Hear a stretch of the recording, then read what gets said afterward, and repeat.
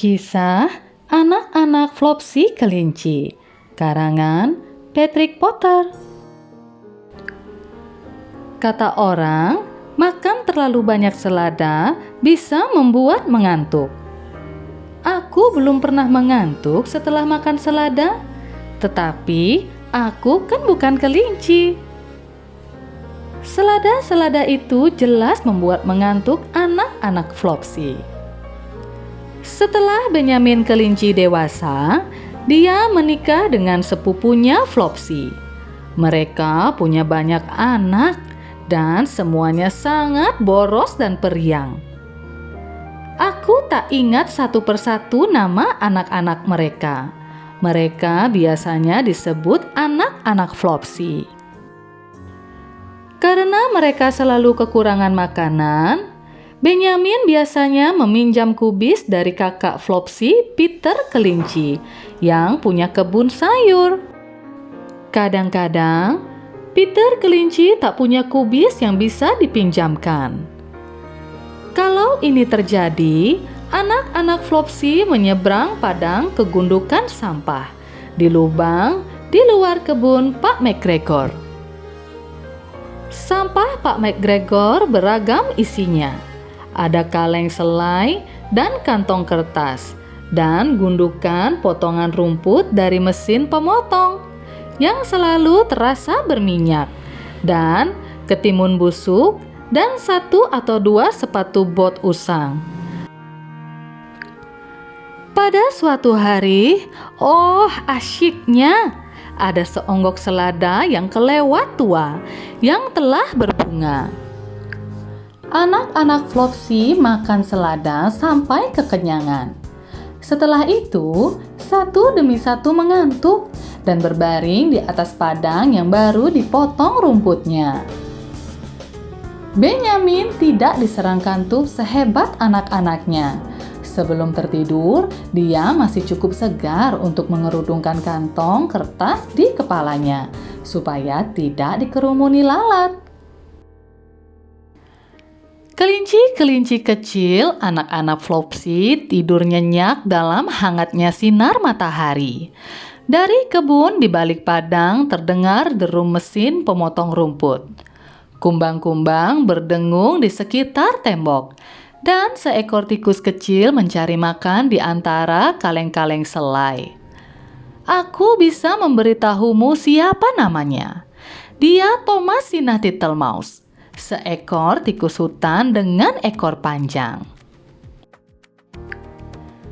Dia berlari melintasi kantong kertas dan membuat Benyamin kelinci terbangun.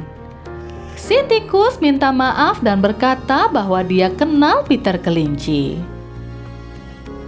Sementara dia dan Benyamin mengobrol di dekat tembok, mereka mendengar langkah-langkah berat di atas kepala mereka.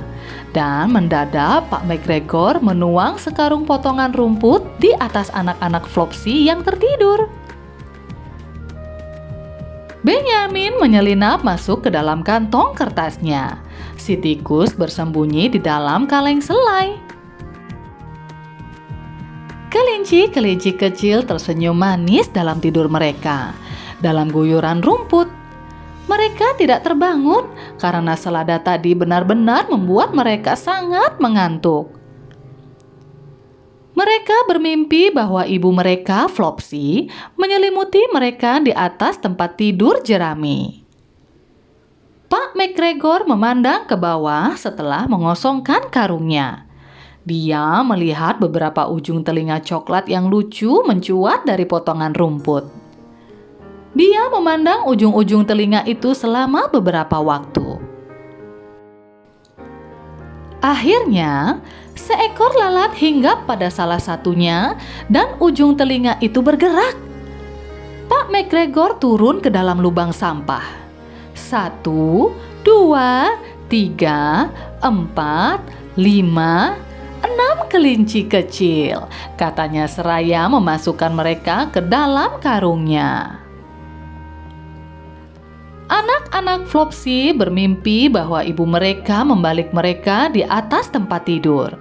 Mereka bergerak sedikit dalam tidur, tetapi tetap saja tidak terbangun. Pak McGregor mengikat karungnya dan meninggalkannya di atas tembok. Setelah dia pergi, Bu Flopsy kelinci yang tadi tinggal di rumah datang ke padang.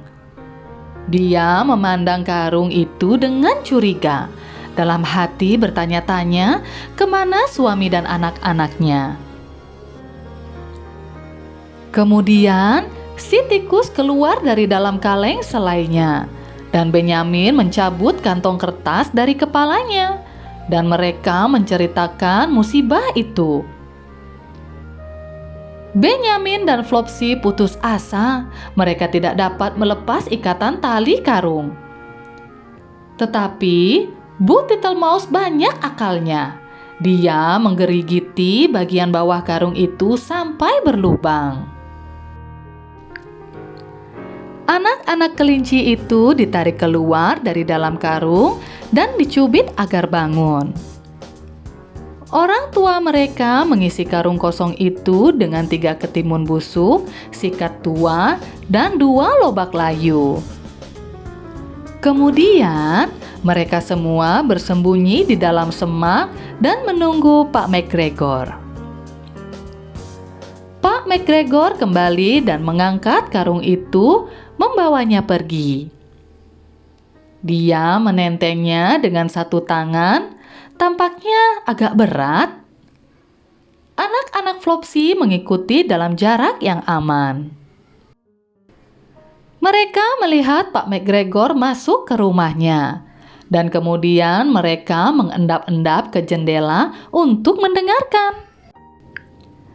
Pak McGregor melempar karung itu ke lantai batu dengan kasar. Pasti anak-anak Flopsy akan kesakitan sekali seandainya mereka yang berada di dalam karung itu. Mereka bisa mendengar Pak McGregor menyeret kursinya dan tertawa. 1, 2, 3, 4, 5, 6 kelinci kecil, kata Pak McGregor. Ada apa? Apalagi yang dirusak mereka? Tanya Bu McGregor ingin tahu. 1, 2, 3, 4, 5, 6 kelinci kecil gemuk. Pak McGregor mengulangi sambil menghitung dengan jarinya. 1, 2, 3. Jangan konyol. Apa maksudmu, Pak Tua? Di dalam karung. 1, 2, 3, 4, 5, 6. Jawab Pak McGregor.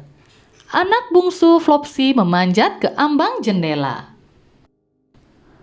Bu McGregor mengambil karung itu dan merabanya. Dia mengatakan dia bisa meraba 6, tetapi pastilah mereka kelinci tua karena keras sekali dan bentuknya berbeda-beda. Tak enak dimakan, tetapi bulu mereka bagus untuk pinggiran mantel tuaku. Pinggiran mantel tuamu, teriak Pak McGregor. Aku akan menjual mereka dan membeli tembakau. Tembakau kelinci. Aku akan menguliti mereka dan memotong kepala mereka. Bu McGregor melepas ikatan karung dan memasukkan tangannya. Ketika teraba olehnya sayur mayur busuk itu, dia menjadi amat sangat marah. Dia mengatakan Pak McGregor melakukannya dengan sengaja. Dan Pak McGregor juga sangat marah. Salah satu ketimun busuk itu melayang dari jendela dapur dan menghantam anak bungsu Flopsy. Lumayan sakitnya. Kemudian Benyamin dan Flopsy berpendapat sudah waktunya pulang. Maka Pak McGregor tidak mendapatkan tembakau dan Bu McGregor tidak mendapatkan kulit kelinci. Tetapi Natal berikutnya, Thomasina Titelmaus mendapat hadiah bulu kelinci cukup banyak untuk dibuat mantel dan topi, dan syal indah, dan sepasang sarung tangan hangat. selamat.